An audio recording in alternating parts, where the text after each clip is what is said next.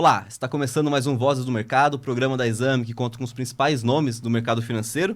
Eu estou aqui hoje com o Paulo Abreu, gestor da Mantaro Capital, ele que começou a carreira no Opportunity. Está à frente da Mantaro por quanto tempo já, Abreu?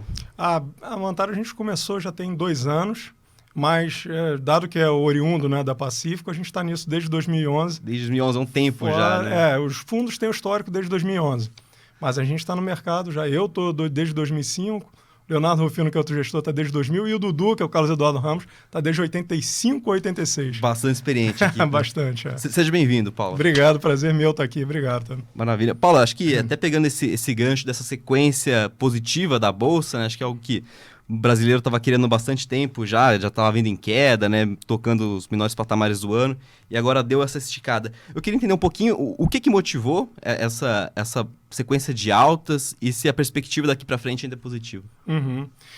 Como é que a gente interpreta esse movimento? Né? A gente acha que teve um excesso realmente relevante de pessimismo até então no Brasil. Então a gente entra no Brasil, a gente entra no ano, a gente entra em 2024, as pessoas estavam com aquele ânimo, né, do último tri do ano passado, que foi bom, as coisas estavam subindo, estava com perspectiva de Selic abaixo de 10, que é aquele número mágico, né, que todo mundo tem na cabeça, cortes lá no BC americano.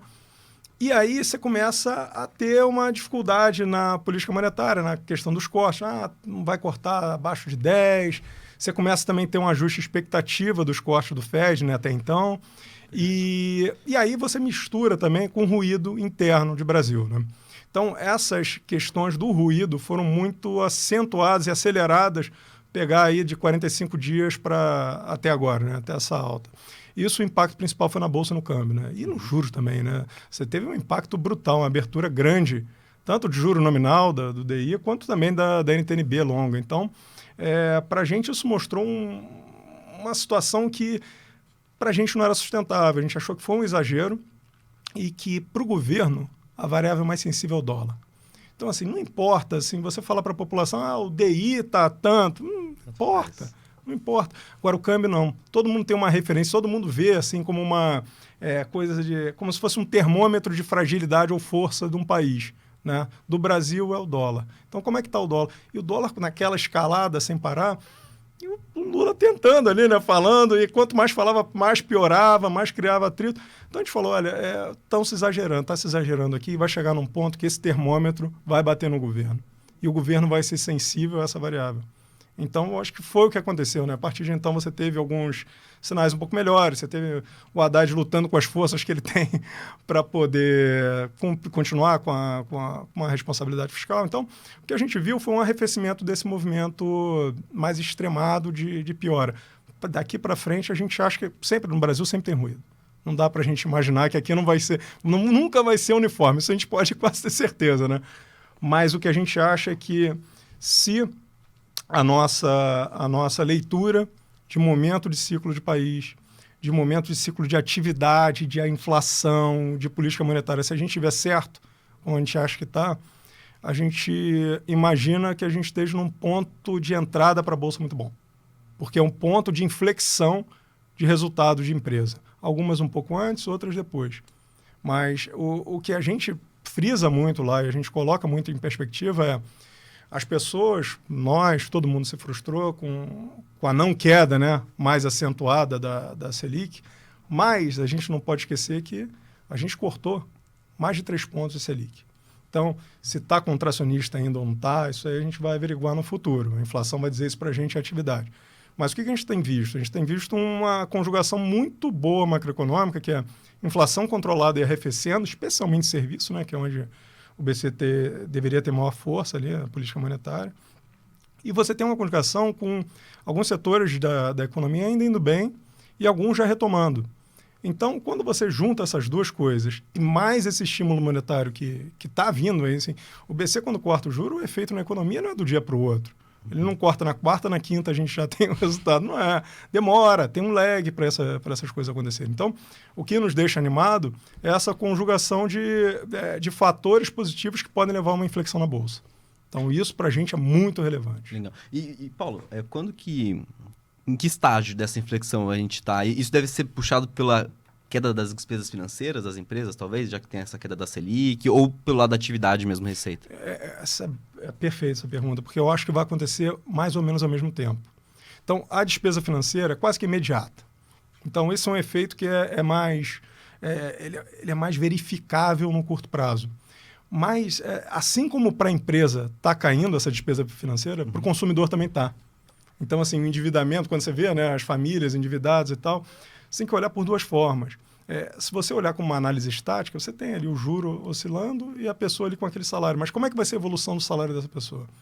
Você vai ter aumento de emprego no Brasil, de massa salarial real para frente, e com o juro baixando, cabe mais no orçamento dessa pessoa consumo, seja de bens duráveis como não duráveis. Então, o que a gente vê nisso aí para a empresa, imediatamente você já tem alguma melhora na questão de estrutura de capital delas, né, na despesa financeira, e mais, na demanda a gente acredita que vai ter uma retomada relevante para frente, para os próximos 12 meses, pelo menos. Assim, pelo menos vai ter um vetor mais longo disso. E tem um terceiro fator que é importante, aí falando de empresa. A gente não tem IPO no Brasil desde 2021. Então, é um período de seca de acesso ao mercado de capital, que não dívida, né? O mercado de dívida está super pujante, inclusive lá fora. Mas o mercado de equity está fechado. Então, o que a gente viu? E um dos sinais incipientes que mostram que a bolsa está muito barata é quando você começa a ver muita empresa saindo da bolsa. Seja porque fusão com empresas listadas, seja via fechamento de capital mesmo. Então, o que a gente viu nos últimos anos foi saída de empresa da bolsa, não entrada. E isso mostra muito assim, quem tem um capital e uma visão de negócio de mais longo prazo está recomprando. Uhum. Então, isso é um sinal para a gente incipiente de, olha, nunca dá para dizer se a gente está exatamente no low ou não está. Mas dá para dar uma ideia de que eu acho que é daí para cima, sabe? Legal. Paulo, você comentou que esse momento de inflexão, antes ainda de começar a gravar, é parecido com 2015, 2016. Muito, e 2016, assim, a bolsa explodiu de subir, né? Foi. A perspectiva é semelhante, assim, a gente pode ver nos próximos meses, talvez no próximo ano, ou até mesmo nesses últimos meses que a gente tem até chegar no fim do ano, a bolsa subindo de forma mais intensa? Eu acho que pode. E uma coisa que quando a gente fala que acha que pode, para essa pergunta, tem gente que sempre fala, mas não tem trigger. O que vai fazer a bolsa subir? Não tem trigger para a bolsa subir. E aí é engraçado que a pessoa esquece do argumento contrário. Por exemplo, a gente tinha no início do ano essa expectativa, todo mundo tinha, né? Quando o juro passar dos 10%, aí a bolsa vai. Então você tinha um trigger, claro, e foi frustrado. Já está 10,5 já, né? E foi frustrado. Então, assim, o trigger, quando a coisa é muito evidente, geralmente não é por ali que é. Então, pensa no lado contrário. Alguém previu, vamos falar das crises, então, ao invés de falar da oportunidade, vamos falar das crises. Alguém previu Joesley Day? Alguém previu greve dos caminhoneiros? Alguém previu o Covid? Então, assim, os eventos mais marcantes, olhando pelo lado negativo, isso serve para o positivo também. Não necessariamente, primeiro, ninguém vai conseguir antecipar. Então, você sempre vai achar uma racionalização a posteriori. A priori você não vai achar. É o tal do cisne negro. Exatamente. E para melhora, a mesma coisa. Só que a melhora, ela não costuma ser assim, de um dia para o outro. O que acontece é, as coisas vão se mostrando melhores. Você tem esse retorno excepcional nessa retomada, nessa questão da inflexão do ponto econômico das empresas e do país, e de percepção do país também. Que tudo isso é uma questão de expectativa, não é só resultado. O resultado é consequência também de expectativa das pessoas. Então, quando você vê isso, lembra demais um momento que a gente tinha em 2015. E o momento em 2015 era tão frustrante quanto agora, porque a gente fazia reunião com o cliente, a gente via, batia na porta e falava, cara, tem uma grande, eu acho que é dos melhores momentos, pelo menos dos últimos 10 anos, para investir, que a gente acha que é de novo isso. Mas, de novo, assim, questão de nos últimos 10 anos é um momento para você investir, e parecia que você estava falando para o deserto. Ninguém quer aplicar. As pessoas, a gente estava conversando antes, tinha reunião aqui que as pessoas falavam, mas em 2015, mas o Itaú está quebrado.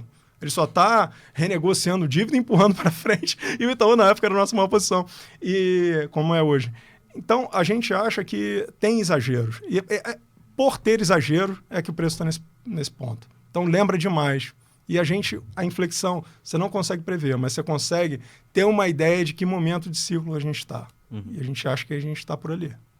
E volta a cair essa taxa de juros ainda, né? O quê? A taxa de juros brasileira volta a cair aqui no Brasil. Aí a gente vai ter que ver como é que vai ser a dinâmica, sabe? A gente vai ter que ver como é que vai ser a dinâmica, especialmente da inflação, porque o corte pode vir de duas maneiras, né? Pode ser um corte simplesmente porque você está tendo espaço, você está vendo o efeito da política contracionista, né, monetária na inflação, então a inflação arrefecendo, aí está espaço para cortar.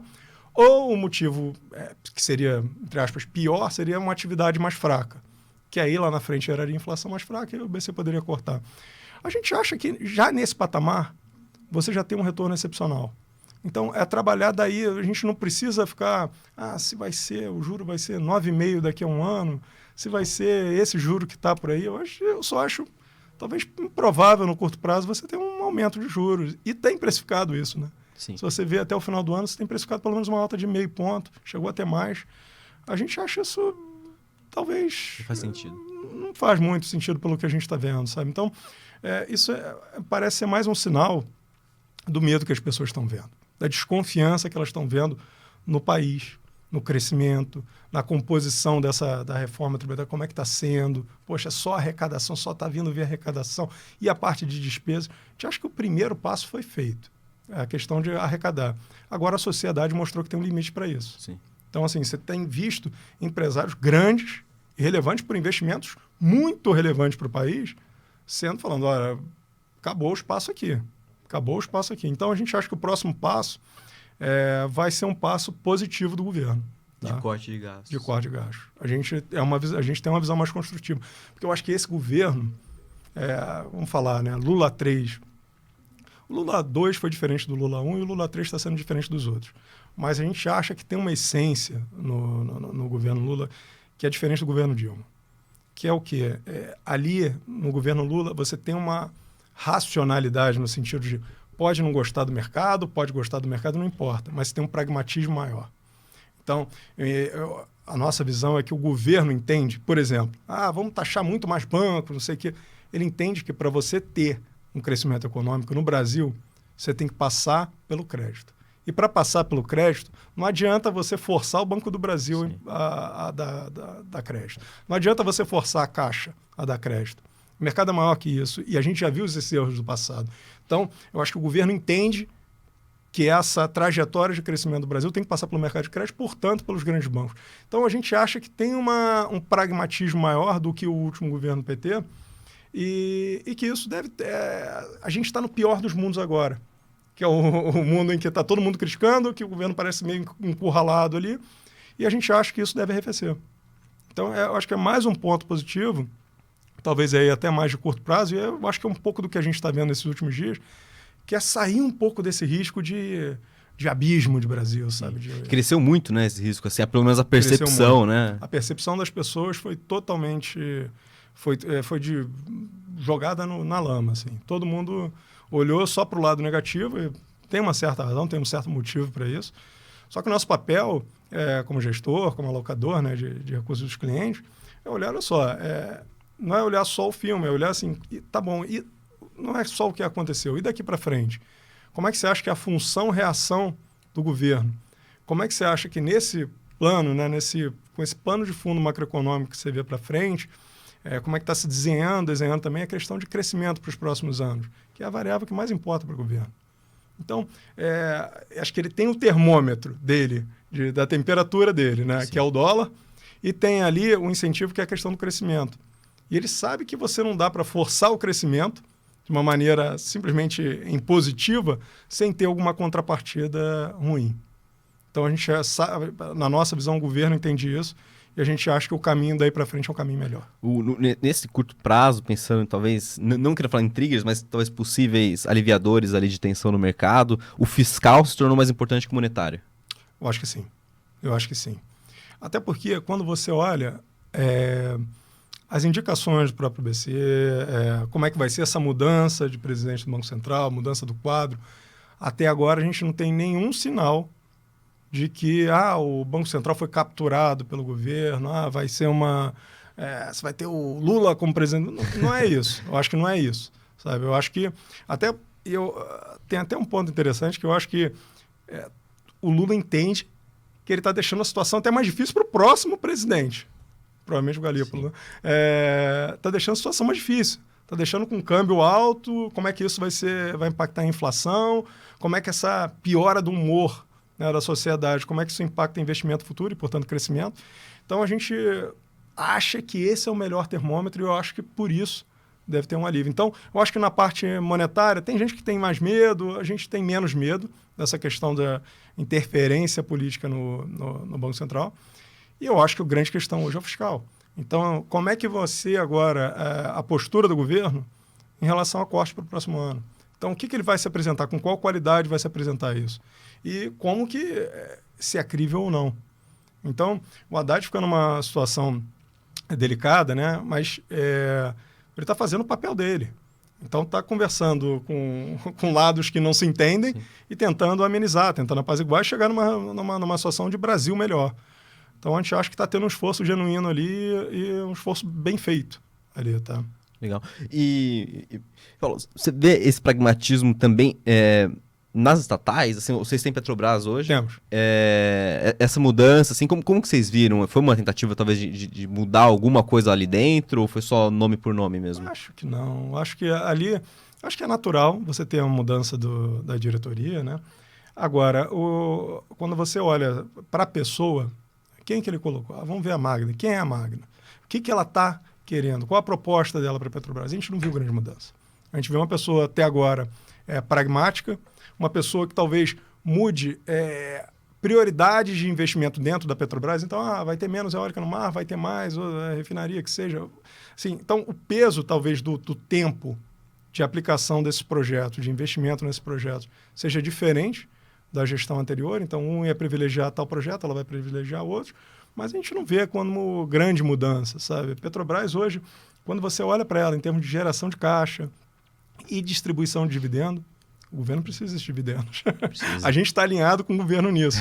Então, é uma coisa diferente você investir em Petrobras quando você está num governo que está precisando fazer um ajuste fiscal do governo que está numa época de bonança, sabe? E a gente está num governo, a gente está numa época de governo que precisa muito. Então, você tem um alinhamento, eu acho, do governo hoje grande com o acionista minoritário da Petrobras. Então, a gente não acha que é um risco que a gente quer tomar. E acho que tem bastante... O mercado vê muito risco nisso. Porque o desconto dela para pares é bem amplo. Bem amplo. Então, a gente acha que não tem muito medo disso, não. Compensa qualquer risco ali, o preço que está. Compensa. Sempre tem risco, né? A gente pode claramente estar errado. Mas eu acho que nesse preço você é muito bem remunerado, especialmente dados os sinais que o que a gente consegue averiguar. O que a gente consegue averiguar, a gente está tranquilo em bancar esse risco. E em bancos, BB vocês não têm, né? Vocês preferem o Itaú? A gente prefere Itaú e Bradesco. Por motivos diferentes, tá? Mas por que não o Banco do Brasil? A gente teve, assim que teve, no pós-eleição ali do Lula, a gente montou uma posição no Banco do Brasil e a gente carregou até o ano passado. A gente zerou na metade, mais ou menos, pouco depois da metade do ano passado. E foi das posições que mais deram retorno para a gente, tá? Ela e Petrobras foram das que mais... Subiu muito ano passado. Todo mundo tinha esse medo. O medo que se tem na Petrobras hoje, talvez agora em menor grau, mas o medo que se tinha, assim, na eleição do Lula era brutal. E a gente não compartilhava desse medo como a gente não compartilha hoje. Mas no Banco do Brasil tem uma coisa diferente, que não é pela questão política, não.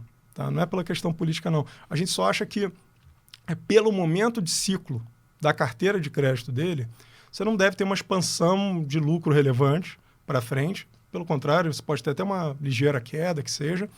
E enquanto que nos outros bancos a gente está vendo uma avenida de crescimento mais interessante. Então, é só momento de resultado que parece diferente desses outros bancos privados. Legal. O Itaú e o Bradesco, né? Principalmente Itaú, em menor grau o Bradesco, são histórias muito diferentes. A gente está entrando num ciclo... Tem um turnaround ali no Bradesco?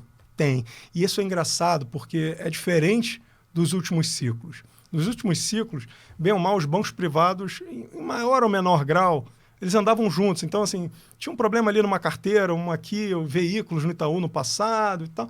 Mas, assim, eles já andavam mais ou menos juntos. Só que no pós-pandemia você teve uma mudança, você teve posturas diferentes dos bancos privados. Então, você teve alguns mais pró-risco, como o Bradesco, e alguns mais conservadores, foi o Itaú.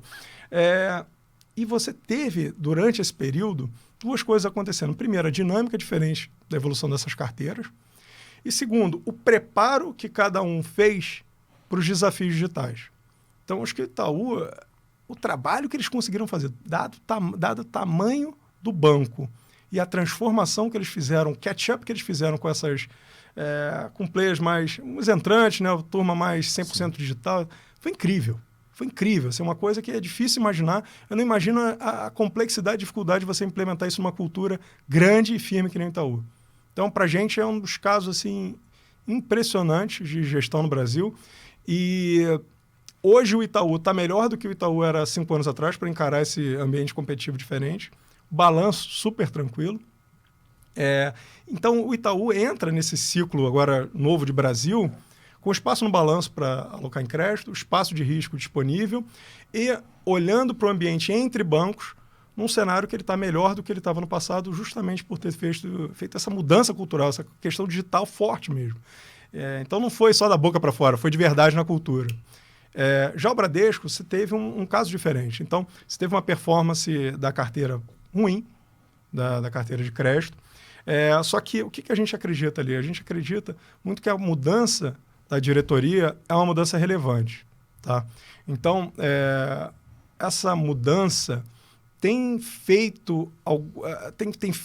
mostrado já alguns sinais, algumas atitudes que demoraram anos e anos para o Bradesco fazer. E ele está executando, o Noronha está executando de uma forma muito mais célere do que se imaginava. Então, você teve o fechamento de capital da Cielo, que para a gente foi uma excelente alocação de capital deles. Tá? A gente estava no lado contrário, a gente foi comprado deles, porque a gente era acionista da Cielo.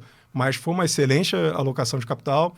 Você está tendo mudanças nos critérios de remuneração e atração de capital humano para o Bradesco. Então, assim, são coisas que elas vão se somando e não é uma coisa que é decisiva para fazer um turnaround de um banco nem do tamanho do Bradesco. Mas a gente acha que negociando abaixo de uma vez do valor patrimonial dele, você tem uma margem de segurança ali razoável para você bancar essa melhora gradual do banco. E é um banco, naturalmente, que tem por característica ser um pouco mais exposto a essas retomadas econômicas. Então, a gente acha que são casos diferentes hoje. Então, é muito diferente do passado, que eram casos razoavelmente semelhantes entre Itaú e o Bradesco, mas ambos com suas particularidades, mas são bem interessantes para frente. Legal. E, Paulo, você também tem posições em bancos de investimentos, na própria B3, né, na BTG, na XP, que também, de certa forma, está ligada, né, a essa questão da atividade de tomada do Brasil. Muito. E isso, eu diria que é a maior tese que a gente tem nos fundos da Mantaro hoje, é isso. É mercado de capitais. Então, quando você vê, é muito legal ali. A gente estava aqui na recepção, né, na Exame, e eu estava vendo aquelas capas antigas da Exame. E você vê umas coisas assim que você se coloca lá naquela época, você via ali 96, agora tem uma retomada por estabilidade. Aí você via alguns em 2006, agora é o ano da Bolsa, com um monte de IPO acontecendo, e depois secou, acabou, a Bolsa morreu no Brasil. Então você vê esses ciclos econômicos no Brasil refletidos, né, pela capa da revista. E é muito interessante porque mostra realmente qual é o clima da sociedade naquele momento. E qual é o clima que a gente vê hoje na sociedade? É um clima da sociedade que não quer olhar para a Bolsa, não quer nem passar perto. Por quê? É como que, às vezes, até uma questão cultural, que como que o brasileiro vê a Bolsa. Então, vê a Bolsa como ser algo especulativo, algo de para flipar no IPO, algo para ter aquele dinheiro fácil, mas não como um recurso de poupança de longo prazo, que é a cabeça de grande parte do americano. Agora está mais molhado, está mais eufórico lá o mercado, mas é uma cabeça estruturalmente, tem uma alocação muito maior em bolsa que o brasileiro, isso não tem dúvida, até porque ela tem mais poupança, né, privada. Então, o que a gente vê hoje como momento e por que a gente quer comprar mercado de capital no Brasil? Primeiro, você não tem IPO desde 2021, então o mercado está parado.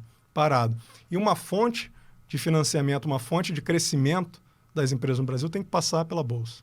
Tem que passar por ali. De alguma forma, isso vai ter que ser refletido. E hoje, nos preços, você vê uma B3. O volume vem caindo ano após ano. Sim, vem caindo. Mas o que você imagina daí para frente? O que negociando nesses preços, parece que estão falando, olha, a Bolsa no Brasil não vai crescer nunca mais. O volume não vai crescer nunca mais. Então, vai ficar por aí e é um ativo sem crescimento. Então, assim, a gente acha que é muito... Se você olha as bolsas lá fora e você olha de novo o momento de ciclo do Brasil, é uma coisa muito interessante. Vai agora para a XP, olhando a XP e BTG, que tem suas características em comum e também tem suas dinâmicas diferentes.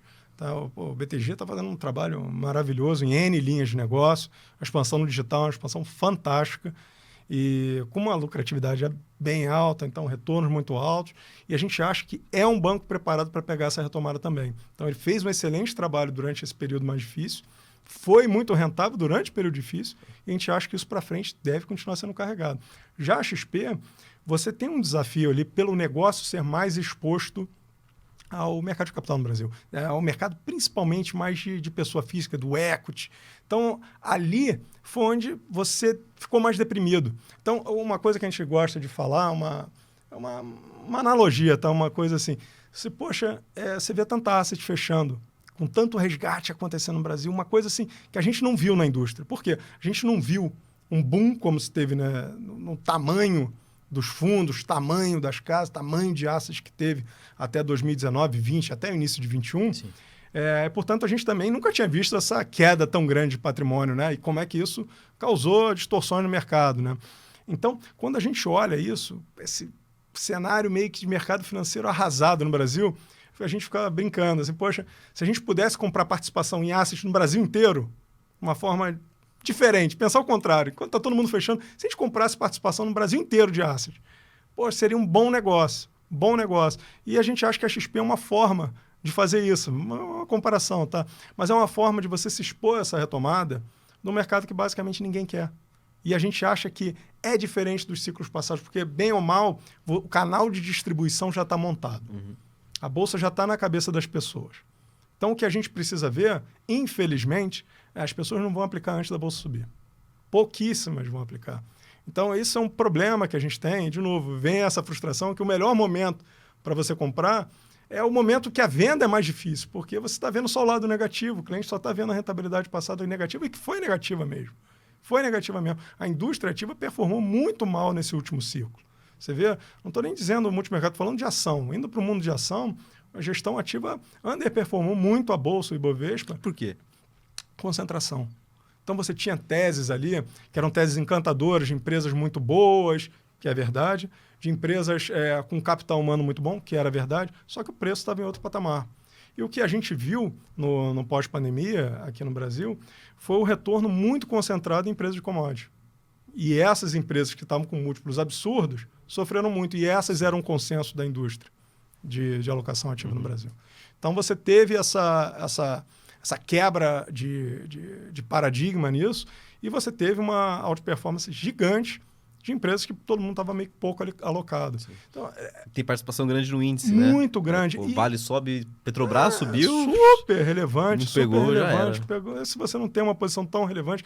Lembra o caso agora dos gestores americanos. A mesma coisa, só que lá, enquanto aqui é commodity, lá são os Mag 7, entendeu? É NVIDIA da vida, é Alphabet. Os gestores americanos estão sofrendo muito com isso, porque eles não conseguem ter...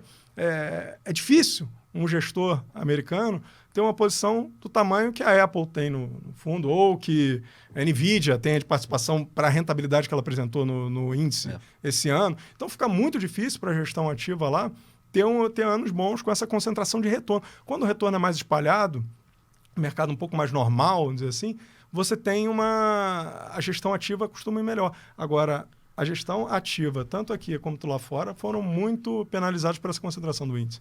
E Paulo, você falou de B3, volume caindo. Para ter essa retomada de volume, depende da volta do estrangeiro? Eu acho que passa pela volta do estrangeiro, sim. Tá? Passa pela volta do estrangeiro, mas, de novo, o estrangeiro, eu acho que o estrangeiro que aloca em bolsa no Brasil, ele tem uma cabeça um pouco mais parecida com a nossa, Mantar, e um pouco diferente da média do Brasil. Então, ele nunca acha que o Brasil vai ser, de novo, a melhor maravilha do mundo, mas também não acha que vai ser um país que vai para o buraco, que é a nossa visão. Então, quando as coisas pioram muito aqui, você vê que ele costuma ser contracíclico. Então, está caindo muito, tem muito medo fiscal, está com aquele risco, ele costuma alocar. Você vê no pós-eleição, foi isso. Verdade. E em outros momentos também. Então, o que a gente vê? Agora confundiu um pouco, porque você teve também a questão toda na Treasury, né? Você teve uma volatilidade bem grande nesses 6 meses do ano, 7 meses do ano, na Treasury. E para a gente, perguntava para a gente, poxa, mas e agora com essa Treasury, não sei o quê? O que precisa para melhorar? Para a gente, a questão não era o nível da Treasury. O nível de 5% é um nível ok. Se você olha num padrão histórico, é um nível ok. Para a gente, a principal questão era a volatilidade da Treasury. Então, se a Treasury acalmasse um pouco, que patamar que se fosse ali por volta dos 5... Era 5, foi para 3,90 e poucos, depois volta para 5 de novo, 4,5. Se arrefecesse essa questão, já ajudaria bastante para cá. Então, poxa, volta no caso da B3. Olha o que a gente está vendo esse ano. Uma brutalidade de saque na indústria ainda de renda variável multimercado.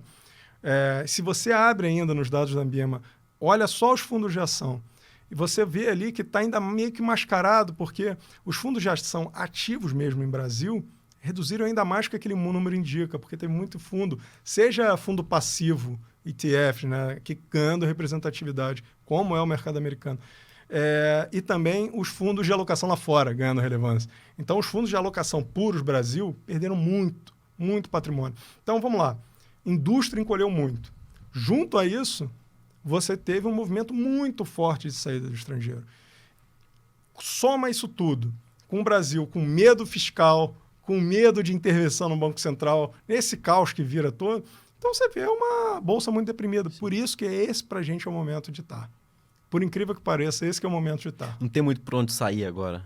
Eu acho que para a queda, assim, essa é uma boa pergunta, que é imaginar como é que você perde num cenário desse. Então, assim, eu estou falando do lado positivo e do lado negativo. Como é que eu perco num cenário desse? Eu vou ter uma perda muito relevante em Itaú se eu carregar o Itaú por um ano e meio. Será que eu tenho uma perda permanente de capital no Itaú? O negócio anda 7 vezes e pouco lucro para o ano que vem. Quanto que ele pode cair? Vai 5 vezes lucro? Ou vai ter uma revisão muito grande de lucro? Não acho que seja razoável. Pode acontecer, claro que pode, mas acho que precisa ser um cenário muito extremo para isso acontecer. E eu acho que o cenário extremo a gente já meio que está vivendo. Claro que a gente pode estar errado, mas eu acho que a gente já está passando por ele. As empresas, de modo geral, estão boas, né? Estão boas. E acho que muitas estão passando certamente por desafios, mas eu acho que tudo é uma questão de ciclo. Então, quem tem um bom posicionamento competitivo, quem tem um bom capital humano dentro da empresa, quem conseguir passar por esse ciclo de Brasil, vai colher os frutos. E isso vale para a nossa indústria, vale para a indústria de assets. Então, a gente fala muito lá na Mantaro, a gente frisa muito isso, que você olha para um lado, asset fechando, olha para o outro, asset se juntando. Você olha, a gente, caramba, quem passar por essa limpa que está acontecendo, infelizmente, no mercado, tem muito a ganhar para frente. Então, eu acho que isso faz parte do jogo. A gente não pode esquecer que a gente está no Brasil, né? Então, assim, fatores macroeconômicos são relevantes para a tomada de investimento, inclusive em renda variável, sim. Não fatores de curtíssimo prazo, mas fatores mais estruturais de médio e longo prazo. E é um risco que a gente está disposto a tomar no Brasil, sabe? Então, a gente acha que é um bom momento. É um bom momento. Legal. E essa questão de preços baixos, um cenário um pouco incerto e oportunidade de compra, isso você vê também, de certa forma, no setor de saúde? Você tem Redditor, né? Fez aquela M&A com a Sul América, Hapvida. Deve acontecer movimentações nesses sentidos nos próximos meses, talvez, nesse ano que a gente tem pela frente? A gente acha que sim. A gente acha que vários setores encararam assim, os desafios inimagináveis durante a pandemia. Então, e a conta veio.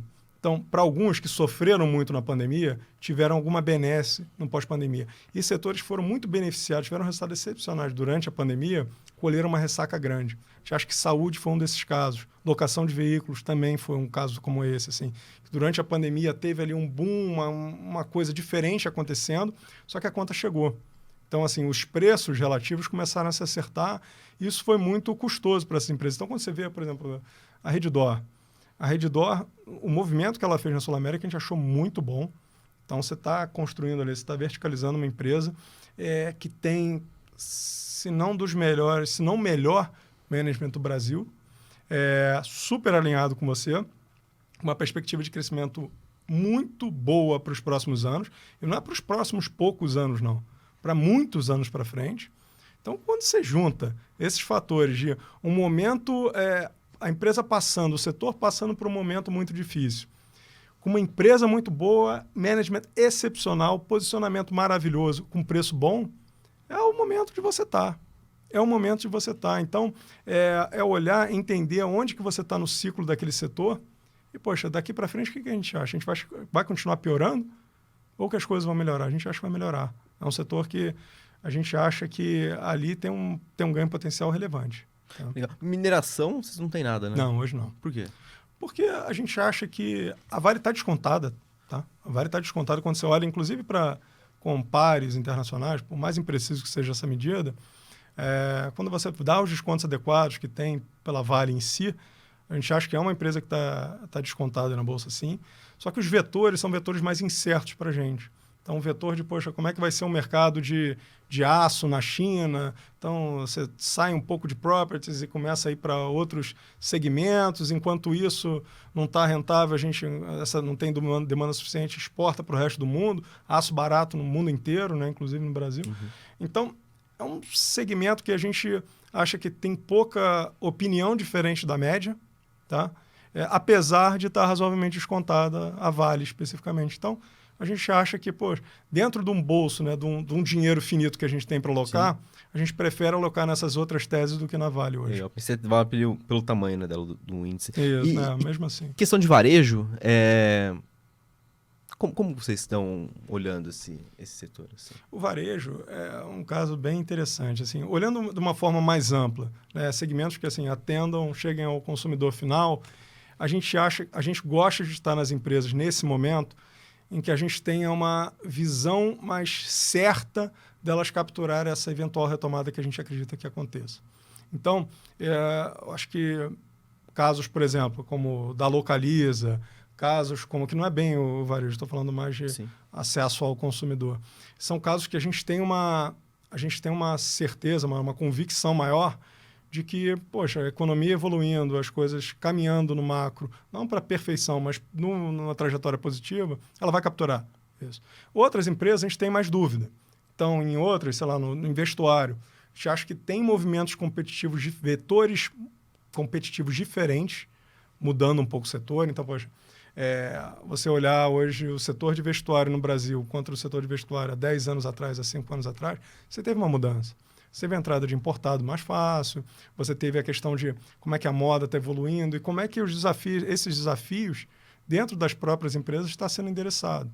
Então, como é que eles estão sendo endereçados nessa empresa? Então, a gente acha que você tem uma dificuldade ali talvez maior em capturar essa eventual retomada porque você tem desafios internos. Aquele valuation que a Renner tinha antes não vai ter mais, assim.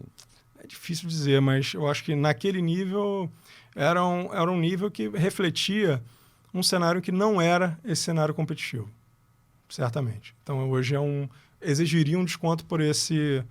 Um dos fatores para ter desconto hoje, um deles seria, talvez o mais relevante, seria esse ambiente competitivo diferente. Sabe? E naquela época também da Renner, você vinha de um período grande de investimento que estava dando fruto.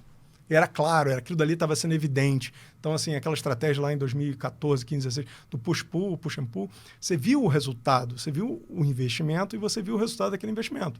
Então, você viu plantando e colhendo. Agora, você está vendo a Renner plantando muita coisa, mas ainda não colhendo.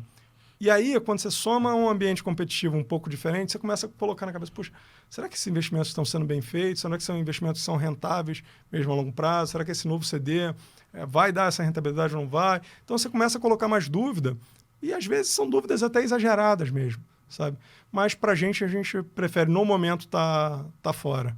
Mas é uma discussão constante nossa, tá? Legal. É um caso especificamente difícil. E no varejo também tem posição em quero-quero, né? Sim. Posição interessante, uma exposição muito grande ali no Rio Grande do Sul, né? Me conta um pouquinho da tese também. Tá. É uma tese muito recente, tá? Uma posição que não é grande para a gente, uma posição razoavelmente pequena. E a tese é que a gente acredita que com essa tragédia no Rio Grande do Sul, ela é uma empresa que é posicionada para dar o suporte para a volta do crescimento, para reconstruir o Rio Grande do Sul. Então, passa por material de construção, passa por eletrodoméstico, e ela, com a capilaridade que ela tem e o foco naquela região, a gente acha que ela vai atender bem a demanda que está por vir. Então, foi uma tragédia terrível que aconteceu. A gente acha que é um player que vai estar ali para dar esse suporte para essa reconstrução depois dessa calamidade. Tem auxílios, um monte de coisa ali, né? E tem muito auxílio. Então, para a gente, é um caso que, de novo, são comparações, tá? Mas que lembra um pouco do movimento da pandemia, que era um caso que, poxa, você precisava do auxílio governamental, sim, esse auxílio foi dado, e você teve um excesso de demanda ali acontecendo por aquele período determinado. A gente acha que isso é um caso pontual que pode acontecer ali. E vai ter que comprar, né? Assim, Vai ter que cimento comprar. e tal. Vai. Não tem como fugir, Não, né? não tem muito como fugir. A gente acha que é uma empresa que está bem posicionada para isso, sabe? Para dar esse auxílio. Interessante. E Paulo, pro mercado americano, assim, você não está tão otimista, né? Em termos de valuation e tal. Me explica um pouquinho da sua visão em relação ao mercado americano hoje. Você não ter posição hoje, né, no mercado americano está sendo custoso. Está sendo custoso, porque basicamente quase tudo que é listado lá, que tem algum vetor de tecnologia, está indo super bem, né? Então, o que a gente acha daí para frente, né? Como a gente olha, de novo, custo-oportunidade. Poxa, eu posso pegar o nosso dinheiro... A gente abriu a Asset hoje. A gente acabou de abrir a Mantaro. Abrimos hoje, no dia 12 de julho. Abrimos hoje a Mantaro. A gente tem esse dinheiro aqui para alocar. Você vai querer alocar a maior parcela em Brasil ou lá fora? Então, você olha, deixa eu ver aqui como é que estão os preços, como é que está a perspectiva de crescimento e o que está embutido nesses preços das ações. Poxa, parece um crescimento de lucro relevante para lá fora, dado o ciclo macroeconômico que você tem. Aqui no Brasil a gente vê o contrário. Então é como se um tivesse mais perto, mais ou menos, de topo de ciclo, num ciclo mais equilibrado, e o Brasil tivesse em low de ciclo. Então lá, é difícil você falar que vai ter uma inflexão para cima da economia. Acho que assim, pode até acontecer, mas as coisas já estão indo bem. Né? Já estão indo bem. Agora, aqui não. Aqui a gente acha que, de fato, pode acontecer essa inflexão. E nesses pontos, nesses momentos de inflexão que está o maior ganho. Então, para a gente, de novo, não é só olhar o ganho. Não é só o ganho, é olhar aquela pergunta que você me fez. Quanto que a gente pode perder? Sei lá, você está na NVIDIA hoje. Você pode continuar ganhando pra caramba, mas se a NVIDIA cair 50%, por um cenário assim maluco, caiu 50%, você vai ter um múltiplo ali, ok. Agora o Itaú cair 50%, acho que parece estranho. Sabe? Vai ser meio irreal, né? Exatamente. Então, nos outros casos, você consegue imaginar. Não é algo fora do... Não precisa acontecer alguma coisa muito extraordinária, sei lá. Agora aqui, para esses ativos que a gente tem, a gente pensa muito em quanto que a gente pode perder. E quando chega nesse momento em que a perda parece muito limitada, para uma perspectiva de crescimento muito grande para frente, é hora para a gente estar na exposição máxima, que é como a gente está hoje.